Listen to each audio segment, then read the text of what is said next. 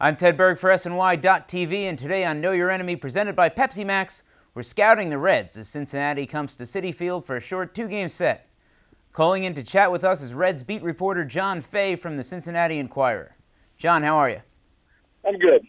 John, it seems like the Reds are being carried by strong performances from a few of their stars, Jay Bruce, Joey Votto, and especially out of the bullpen from Chapman. What is he doing this year to make him so good? Well, he's throwing strikes. Last year he had a spell where he just couldn't find the plate. This year I think he has 4 walks in 18 some innings. He had 18 strikeouts before he had a single walk. So his stuff is so overwhelming that if he's in the zone, he's just hard to hit. He's only given up 5 hits. I think he struck out 31. He just has overpowering stuff. They prepared him as a starter in spring training, and his velocity dropped a little bit, but it's back up. He struck out someone in the last series on a 101-mile-an-hour fastball, Jason Hayward, in fact. So, his velocity's back, he's throwing hard, and he's throwing strikes. Do you think the plan for Chapman will be to eventually move him back into the starting rotation or into the closer's role? I think they're going to move him to the starting rotation. That plan's been delayed by injuries. Their closer, Ryan Matson, went down in spring training, and 2 of their setup guys have been on the DL all year, Nick Massett and Bill Bray.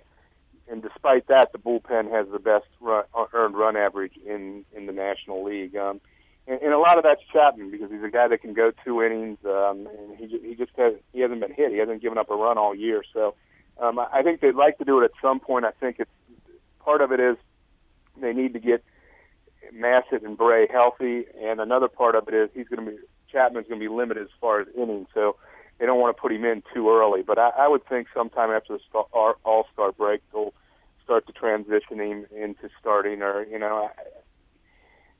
that's just my guess. But I think it will happen this year. If not this year, certainly next year. On the flip side of things for the Reds, it seems like they've had a lot of trouble getting guys on base for their big power bats. Guys hitting first in their order have a 198 on-base percentage. What are they doing to try to counter that? Well, they've tried 3 different guys there. Zach Cozart's there right now. He's a rookie, and he's struggled. He's hitting 208 over about the last month. He started out pretty good. They tried Drew Stubbs there, but he really struggled. The original plan coming out of spring training was to have Brandon Phillips there, but Phillips hurt his hamstring early in the season, and he missed about 6 games, and then was dealing with it for a while after that, and they put him down in the 4th spot, partly because Scott Rowland struggled there. Now Scott Rowland's on the DL, so basically they have 2 guys going really well, Joey Votto and Jay Bruce. The rest of the lineup, they're just looking for people to fill in those key roles, particularly leadoff. It's kind of odd because those Stubbs and Cozart have done well in the 2-hole, but when they put them in leadoff, they've just struggled. So I think that's a major concern. I think at some point they'll probably move Brandon Phillips back there if Cozart doesn't get going. I want to talk about the pitchers in the series. Tonight's starter, Mike Leake, off to a really rough start. What's gone wrong for him this season?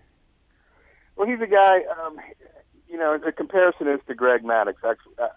Obviously, he hasn't had that kind of success, but he's a guy who doesn't throw real hard, counts on movement, and counts on location, and he's just had problem locating pitches, and he's gotten hit hard. 2 starts ago, he went 7 innings and gave up 3 runs to the Pirates. And then at the last start, he only made it through 3 innings, gave up 6 runs to the Nationals, not a great hitting team. So, I think this is a big start for him. He just hasn't been able to put together any kind of quality start string. So, they don't have a lot of alternatives, but you just can't keep running a guy out there every 5th day if he's not producing. And obviously he's not. He's 0-5 with a 7.71 ERA.